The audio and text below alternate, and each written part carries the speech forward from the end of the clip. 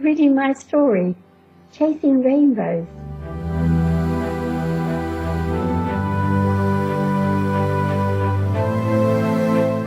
Chapter 18, Revelations Mixed with Sorrow.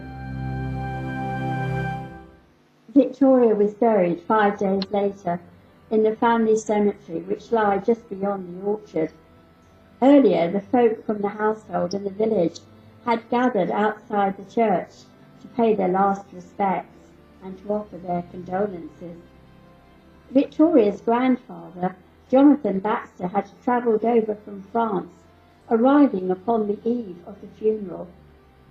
The elderly gentleman was greatly subdued, and Joseph was alarmed to see how frail he had become. His face appeared gaunt, the skin stretched tight, skeletal, with dark circles beneath his eyes. He was a shadow of his former self, not the robust gentleman that Joseph recalled. Jonathan Baxter stood by his granddaughter's graveside, visibly distressed, his frail form trembling with emotion, as the beautiful oak coffin was slowly lowered into the ground. Joseph stood by his side, head bent, listening as the priest uttered the words, "I am the resurrection and the life. Man has but a short time to live." And it all seemed so unreal. He could scarcely believe she had gone. It had all been over in a flash. Such a tragic loss of life. The priest's voice droned on, ashes to ashes, dust to dust. Joseph bent down and scooped up a handful of earth and threw it onto the coffin, followed by a single white rose. One by one the other mourners did likewise. Afterwards they all gathered at the house for the wake, which was a most sentimental affair. Cook and the servants wept on each other's shoulders in the kitchen. She had always been a good young mistress, with a kind word for each of them, had treated everyone fairly. In the days that followed, Jonathan Baxter prepared to return home to France. On the morning of his departure, he bade farewell to Joseph in the study. Joseph poured 2 glasses of whisky, and the 2 men sat facing each other. "Well, Joseph, lad, it's almost time for me to go. This is all yours now, the estate, the business, everything. And one day, in the not-too-distant future, you will be the sole benefactor of my great vineyard in France," he declared, to Joseph's utter amazement. The old gentleman strolled across to the window and gazed out upon the beautiful grounds of the estate. "Hey, lad, you've made this into a grand place," he murmured. Joseph shrugged. "A great deal of the effort was put in by Victoria and the landscape gardeners, sir. I was mostly attending to business at the mill."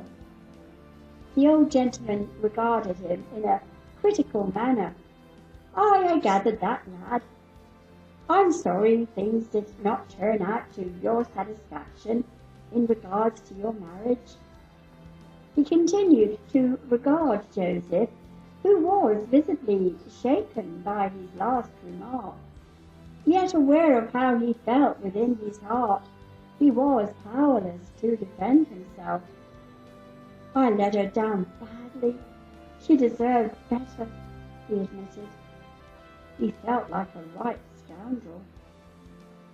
Geoffrey regarded him shrewdly. "Aye, that she did, lad. Yet she chose you.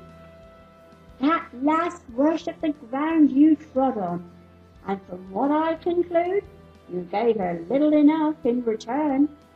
Apart from little lad, of course. She thought the world of him," he replied, tears glistening in his rheumy old eyes. He reached for his pocket handkerchief. Joseph sank down in his chair, his head in his hands. He felt deeply ashamed. And then he felt the touch of Jonathan's skeletal hand upon his shoulder. "It's all right, Joseph, lad. What's done is done. What's important is the future, and how you intend to make a success of it," he said briskly. "Don't waste the rest of your life, Joseph. Go out there, lad, and grab it by the balls." Joseph rose to his feet and gently grasped the old gentleman's bony hand. He felt he owed him so much, yet he was aware he had cheated him of the granddaughter he had loved so dearly. Joseph knew he did not deserve such forgiveness for his sins, and he was truly humbled. And yet it felt as if a huge weight was lifted from him. Suddenly he was free at last to make his own choices, albeit tinged with sadness from the tragic events of the past few days. "Don't worry, sir, I intend to," he assured him, in a voice flushed with emotion.